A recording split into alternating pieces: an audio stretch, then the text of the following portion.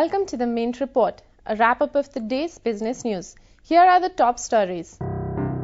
Air India looks for radical restructuring to spur a turnaround. India's current account deficit drops by more than a half. And food inflation falls to 6-week low. First off, struggling national carrier Air India is planning an ambitious restructuring that it believes will return it to profitability. Its scheme, if approved, would drastically cut down its employee count and rely on investments from the government.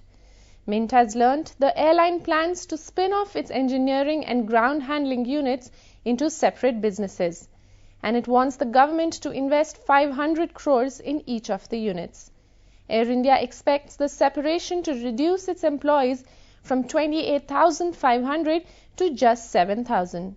Air India's scheme will, of course, require government approval. But critics believe the idea is at best a short-term measure. Instead, they say the airline suffers because of an incomplete merger with Indian Airlines. Moving to the economy, there's good news on India's current account deficit. New figures from the Reserve Bank show a sharp decline in the 3 months to March. The current account deficit in the fourth quarter was just $5.4 billion. That's compared to $12.8 billion in the year-ago period. Food inflation in mid-June has slowed down to its lowest level in 6 weeks. The figures are the latest indication that prices of non-food items are driving wholesale inflation, which remained at 9% as of May. Meanwhile, the latest food price index figure dropped to just 7.78% in the period to the 18th of June.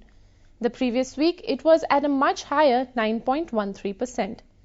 And finally, Indian markets have kept up their nearly week-long rally, ending Thursday in the green.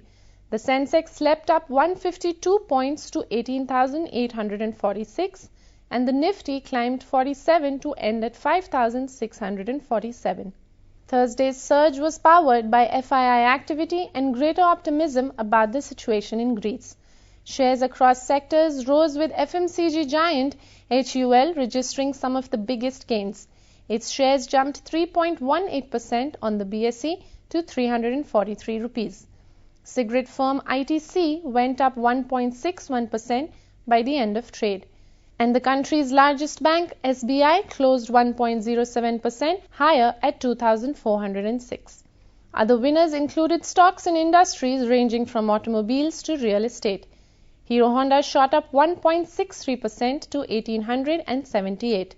And DLF made a more modest 0.5% gain to 210 rupees and 55 paise. That's all we have for you today. Thanks for watching.